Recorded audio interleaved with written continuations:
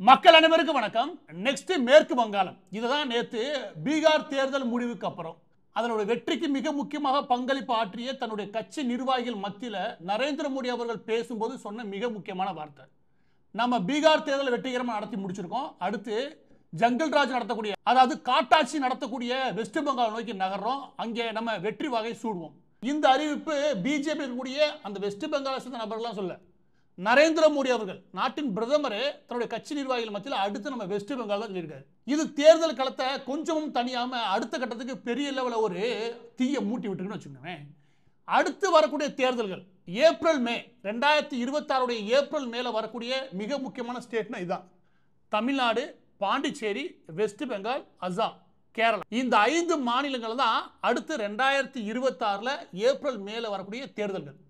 இதில் இந்த எந்த மாநிலத்தையும் விட்டுட்டு எந்த மாநிலத்தை குறிப்பிட்டு சொல்லவே இல்லை. ஏன்னா அசாமை ஆல்மோஸ்ட் அவங்க கைப்பற்றிடுவான்னு வச்சுக்கோங்க.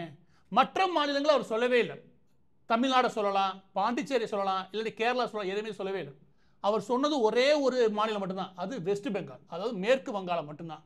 எதனால பிரதமர் மேற்கு வங்காளத்தை குறிவைக்கிறார்? எதனால பிஜேபியுடைய அடுத்த மிக முக்கியமான இலக்காக மேற்கு வங்காளம் இருக்கு? இதை பற்றியான முக்கியமான விஷயங்களை நம்ம பார்க்கறதுக்கு முன்னாடி இதுதான் இந்தியாவோட மேப்பு. அதாவது மாநிலங்களில் யார் ஆட்சி அமைச்சிருக்கான்றது. என்டிஏ, பாஜக கூட்டணி இருக்கு இல்லையா, இந்த காவி நிறம் இருக்கு இல்லையா, அது எல்லாமே அவங்க தான். இதில் நம்ம புரிஞ்சுக்க வேண்டிய விஷயம் ஒன்று இருக்குது. என்ன அப்படின்னா, 2014 நரேந்திர மோடி அவர்கள் கவர்மெண்ட் வருது. நரேந்திர மோடி அவர்கள் முதல் முறையாக நாட்டின் பிரதமர் ஆகிறார். அதுக்கு அடுத்த 2 வருஷத்தில் நாட்டுடைய நிலைமை இப்படி மாறிச்சு. அதாவது நாட்டினுடைய பெரும்பாலான மாநிலங்களை தன் வசப்படுத்தினாங்க. எல்லா பக்கமும் தன்னுடைய கூட்டணி இல்லாட்டி தன்னுடைய ஆட்சி. இந்த அளவுக்கு தேர்தலை தீவிரமாக பார்க்கக்கூடிய ஒரு கட்சியை வரலாற்றில், உலக வரலாற்றிலே பார்க்கவே முடியாது. அந்த அளவுக்கு தேர்தல் அரசியல் தீவிரமாக 24 மணி நேரம் 365 நாள் வேலை பார்க்கக்கூடிய கட்சி பிஜேபி. அதனால இப்படி ஒரு ரிசல்ட் கிடைச்சது. ஆனால் 2017 இருந்த இதே மேப் தான் 2016-17 என்ன மேப் இருந்துச்சோ அதே தான் இன்னைக்கும். ஜஸ்ட் கொஞ்சம் மாறி இருக்கும். கர்நாடகாவில் கொஞ்சம் மாற்றம் இருக்கும். ஆனால் அதுக்கு பதில் ஒடிசாவை கைப்பற்றிருப்பான்னு வச்சுக்கோங்க. எனவே கொஞ்சம் மாற்றம் தான் தவிர வேற பெரிய மாற்றம்லாம் கிடையாது. எல்லா இடத்தையும் ஏறக்குறைய தன் கட்டுப்பாட்டில் முழுமையாக வச்சிருக்காங்க. இதுதான் மிகச்சிறந்த உதாரணம். மற்ற எந்த கட்சியை விட பிஜேபி எந்த அளவுக்கு இந்த தேர்தல் இல்லையா அதை தீவிரமாக கையாளுன்றது.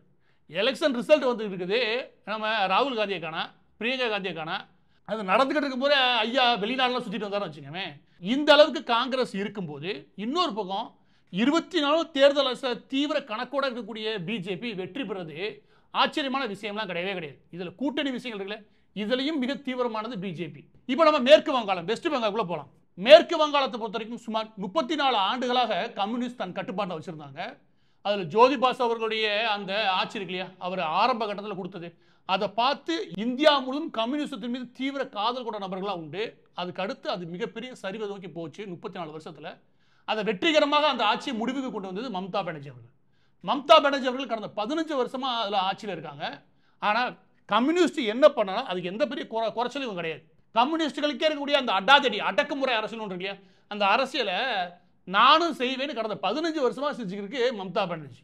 இதனால என்ன விளைவுகள்லாம் ஏற்பட்டிருக்குது, இங்கே ஆட்சி மாற்றத்தை உருவாக்குறதுக்கு பிஜேபினால முடியுமா அப்படின்ற கேள்விக்கு முதலாவது நம்ம சொல்ல வேண்டிய பதில் என்ன அப்படின்னா, நீங்க மேற்கு வங்காளத்தை பார்த்துட்டு வச்சுக்கோங்க. 15 வருஷமா ஆட்சியில் இருக்கக்கூடிய, கடந்த 15 வருஷமா ஆட்சியில் இருக்கக்கூடிய மம்தா பானர்ஜியை முடிவுக்கு கொண்டு வர முடியுமானா, மேற்கு வங்காளம் தமிழ்நாடு மாதிரி கிடையாது. அதாவது டிஎம்கே ஏடிஎம்கே, ஏடிஎம்கே டிஎம்கே குத்துரா மாற்றி 50 வருஷமாக குத்திக்கிட்டு பொழப்பம் இங்கே கிடையாது. அதனால தான் கம்யூனிஸ்டோட ஆட்சியை முடிவுக்கு கொண்டு வர முடியுது. அதுக்கு முன்னாடி காங்கிரஸோட ஆட்சியை முடிவுக்கு கொண்டு வர முடியுது. இந்த ரெண்டையும் முடிவுக்கு கொண்டு வந்த காலகட்டம் இல்லை 2011. அதுக்கு முன்னாடி இந்த ஆல் இந்தியா திரிணாமுல் காங்கிரஸ் இருக்குல்ல, மம்தா பானர்ஜி அவர்களுடைய கட்சி திரிணாமுல் காங்கிரஸ், இந்த திரிணாமுல் காங்கிரஸ்க்கு அதற்கு முன்பு இருந்த ஓட்டு 24% மட்டும்தான். இந்த கணக்கு நீங்கள் கவனமாக பார்த்தா மட்டும்தான் பிஜேபியோட கணக்கு உங்களுக்கு புரியும். 2011 ஆட்சி அமைக்கும் போது ஆல் இந்தியா திரிணாமுல் காங்கிரஸ் ஓட்டு சதவீதம் 39 கூடுது. ஆளுங்கட்சியாக இருந்த கம்யூனிஸ்ட் கட்சி இல்லையா, அவங்களுக்கு 30% ஓட்டு குறையுது. ஓரளவுக்கு செல்வாக்கா இருந்த காங்கிரஸ்க்கு சுமார் 9% ஓட்டு குறையுது. அதுக்கு முன்னாடி ஒரு 16-17% வச்சுதான் வச்சுக்கோங்க. இது 2011. அதற்கு அடுத்த தேர்தல் 2016 சுமார் 44% ஓட்டு வாங்கி திரிணாமுல் காங்கிரஸ், யார் மம்தா பானர்ஜி, மீண்டும் ஆட்சியை பிடிக்கிறாங்க. அந்த தேர்தலில் கம்யூனிஸ்ட் 37% ஓட்டு வாங்குறாங்க. முந்தின முறையை விட நல்லா தான் வாங்கினாங்க. ஆனால் முதல் முறையாக காங்கிரஸ் காரம் அந்த இடத்துல மாற்றிட்டு நல்ல வாக்கு சதவீதத்தோட பிஜேபி 16% ஓட்டோட 2014 தானும் ஒரு மிக முக்கியமான கட்சின்ற விஷயத்தை அடையுதுன்னு வச்சுக்கோங்க. அதற்கடுத்து இதெல்லாம் எப்போ நரேந்திர மோடி அவர்கள் பதவி ஏற்றதுக்கு அப்புறம் தீவிரமாக வெஸ்ட் பெங்காலை கவனிச்சதுக்கு அப்புறம் இந்த வளர்ச்சியை உருவாக்குது. அதற்கு அடுத்து 2021 அடுத்த 5 வருஷத்தில் மீண்டும் மம்தா பானர்ஜி ஆட்சியை பிடிக்கிறாங்க. ஆனால் இந்த காலகட்டத்தில் மம்தா பானர்ஜி ஆட்சி பிடிக்கிறது கஷ்டம், ஏன்னா பிஜேபி பெரிய அளவில் வேலை பார்த்துருக்காங்க கடந்த 5 வருஷம் அப்படின்னு 2016லேருந்து 2021 வரைக்கும் வேலை பார்த்து தாறுமாற வேலை பார்த்தாலும் வச்சுக்கோங்க. பிஜேபி அப்படி ஒரு வேலை எந்த இடத்துலையும் பார்த்தது கிடையாது. வெஸ்ட் பெங்காலை ஒட்டு மொத்தமாக சல்லடையாக வச்சு சலிச்சு போட்டான்னு வச்சுக்கோங்க, அந்த அளவுக்கு ஒரு வேலை.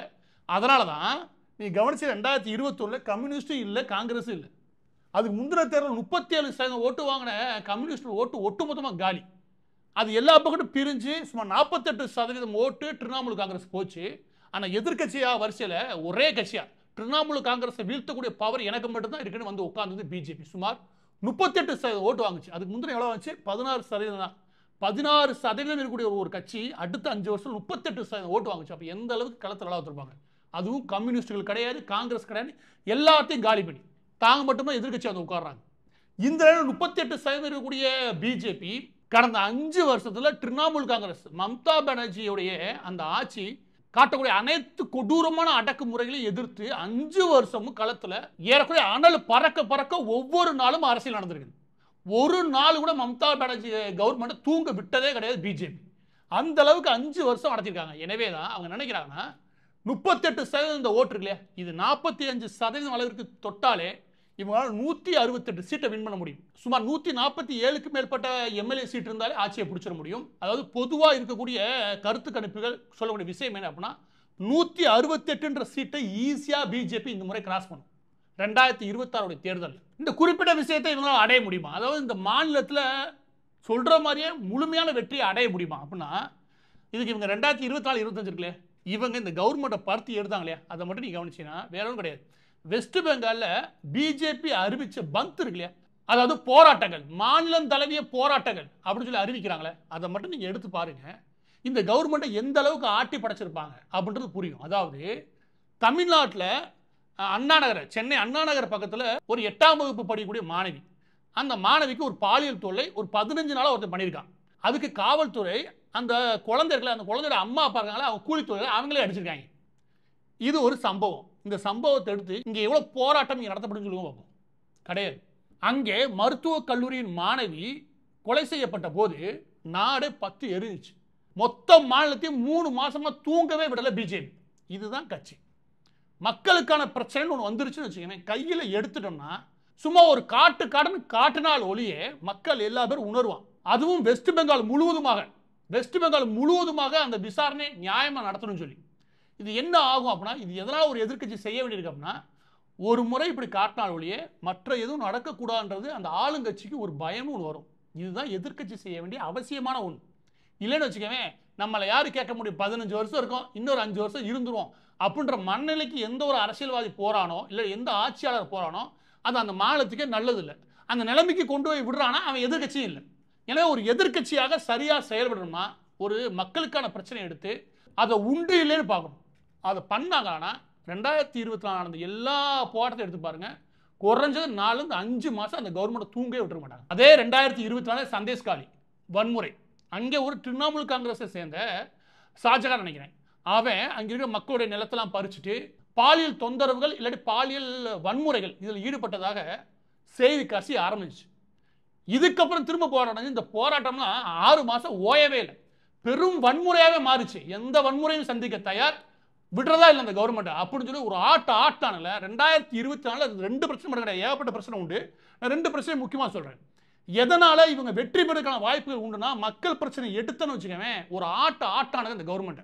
மம்தா பானர்ஜி கவர்மெண்ட்டை உழுப்புன்னு இந்த கவர்மெண்ட்டை எதிர்த்து கம்யூனிஸ்டே பண்ண முடியல, ஆனால் அதை சாதிச்சு காட்டுச்சு பிஜேபி. இப்போ 2025 கூட நீ கவனிச்சிங்கன்னா அந்த டீச்சர்ஸ்க்கான ஒரு போராட்டம் நடந்துச்சு.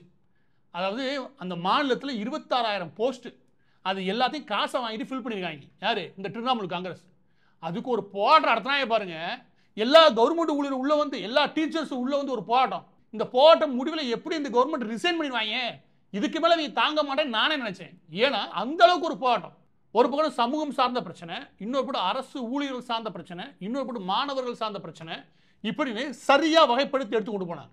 இப்படி பிஜேபி கடந்த 5 வருஷங்களா தூங்காம இருக்கக்கூடிய மம்தா பானர்ஜி கவர்மெண்ட்டையும் தூங்க விடாம அங்கே பெரிய லெவலில் மக்களுக்கான போராட்டங்களை கொண்டு போய் சேர்த்துருக்காங்க. இதன் விளைவாக மக்கள்கிட்ட ஒரு பெரிய நம்பிக்கையை அவங்க வாங்கியிருக்காங்க. இன்னொரு பக்கத்து அரசியலே இருக்கக்கூடிய மிக முக்கியமான விஷயம் ஆளுங்கட்சிக்கு எதிரான ஒரு போக்கு இருக்குல்ல, அதை மக்கள்கிட்ட ஈஸியாக கொண்டு போய் சேர்க்க முடியும்.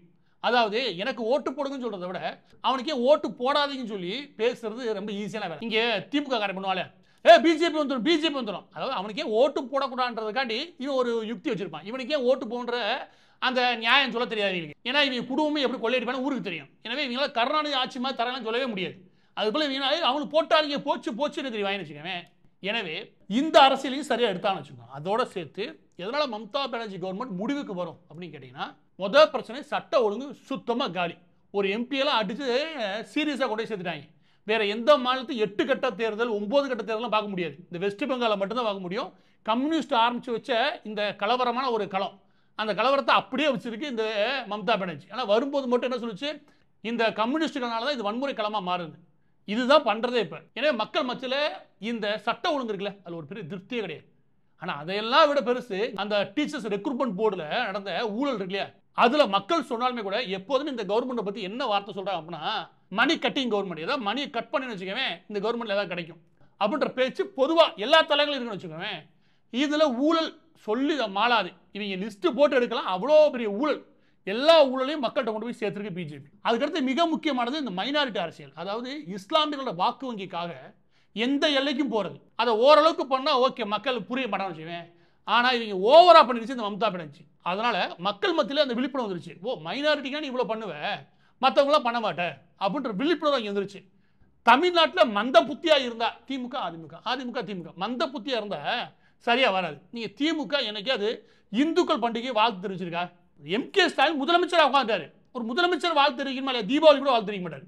அதில் கொஞ்சமே கூச்சமே இல்லாமல் பரம்பரை நாங்கள் திமுக ஓட்டு போடுறோம் அப்படின்னு சொல்லி திருநீர் பீசிட்டு போய் அவனுக்கு ஓட்டு குத்திட்டு வருவாங்க நம்ம ஊரில். எப்படி நீலாம் அவங்க உணர்வோட வாழ்ற? இதுவே ஒரு இஸ்லாமியருக்கோ ஒரு கிறிஸ்தவருக்கோ வாழ்த்து தெரிவிக்கிறேன்னா தொடர்ந்து வாழ்த்தே தெரிவிக்க மாட்டேன் அப்படின்னு நின்றா யாரா ஓட்டு போடுவாங்களா? ஆனால் பாருங்க, இங்கே கொஞ்சம் கூட சொரணையே இருக்காது.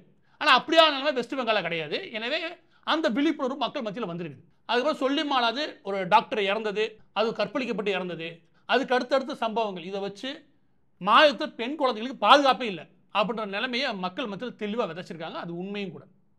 கடைசியாக இந்த அம்மா என்ன சொல்லிட்டு வந்துச்சு, இங்கே நாங்கள் வேலை வாய்ப்புகளை உருவாக்கும், கம்யூனிஸ்டுனால வேலை வாய்ப்புகள் உருவாக மாட்டேது, பிற நிறுவனங்கள் வர மாட்டேது, அது இதுன்னு ஏகப்பட்ட டைலாக் பேசிச்சு. ஆனால் இது வந்ததுக்கு அப்புறமும் கூட எந்த திருத்தமும் கிடையாது. நம்ம கேரளா மாதிரி தான், படிக்க வேண்டியது படிச்சுட்டு வேற எங்கிட்டாது வேற நாடு இல்லாட்டி வேற மாநிலத்துக்கு போயிடணும் வேலை தேடி. அந்த ஊரில் வேலை வாய்ப்பே இருக்காது, இருக்க விட மாட்டாங்க கம்யூனிஸ்ட். அப்படின்னா இது வந்ததுக்கு அப்புறம் நிலவை மாறவே இல்லை. எனவே மக்கள் மத்தியில் ஒரு பெரிய அதிருப்தி இருக்குது. எனவே 15 வருஷமா பெரிய லெவலில் கெட்ட பேர் வாங்கி வச்சிருக்குது. அதை எதிர்த்து சமூக பிரச்சனையாகட்டும் மற்ற விஷயங்களாகட்டும் பிஜேபி சரியாகவே பெர்ஃபார்மன்ஸ் கொடுத்துருக்காங்க. அப்படி பார்க்கும்போது பிஜேபி நிச்சயமாக 2026 ஆட்சி அமைக்குமா அப்படின்னா அமைக்கிறதுக்கான எல்லா விதமான சாத்தியக்கூறுகளும் உண்டு. அதனால தான் நரேந்திர மோடி அவர்கள் இப்படி கூறுறாரு, நம்மளுடைய அடுத்த இலக்கு அந்த காட்டாட்சி நடத்தக்கூடிய வெஸ்ட் பெங்கால். பதிவோட இறுதியாக ஒரு முக்கியமான விஷயம் சேர்த்து சொல்ல விரும்புகிறேன். என்ன அப்படின்னா, மக்களுடைய பிரச்சனையை எடுத்து பண்ணி அதை மக்கள்கிட்ட கொண்டு போய் சேர்க்கிறது இல்லையா, இதுதான் ஒரு எதிர்கட்சியாக பொறுப்பாக செய்ய வேண்டிய வேலை. அப்போதான் மக்களுக்கு அதன் மீது நம்பிக்கைன்னு ஒன்று வரும். எது எப்படி எங்கே வேணாலும் மாற்றம் வருங்க. ஆனால் தமிழ்நாட்டில் மாற்றம் வரணும்னு வச்சுக்கோங்க, நம்ம மாறணும். மாற்றி மாற்றி குத்திட்டு கொஞ்சம் கூட கூச்சமே இல்லாமல் இன்னும் 60 வருஷமாக நான் திமுக இருக்கேன் பார்த்துக்கோ, நான் கொள்கை ரீதியான்னு சொல்கிறான்னா அந்த மண் எந்த ஒரு நீருமே ஓடும். அது ஒரு குட்டை மாதிரி கிடச்சி வச்சுக்கவே, அதில் புழு பூச்சி தான் இருக்கும். அந்த மாதிரி ஆகிப்போச்சு தமிழ்நாடு. கொஞ்சமாக தண்ணியை மாற்றுங்க, இந்த கும்பலை அடித்து பத்துங்க நான் சொல்கிறேன். அது அவசியம். எந்த ஒரு சித்தாந்தமும் தோன்றி அது ஒரு 60-50 வருஷத்தில் முடிவுக்கு வரும். என்னை கேட்டால் இங்கே திராவிட சித்தாந்தம் முடிவுக்கு வர வேண்டிய காலகட்டம் இது.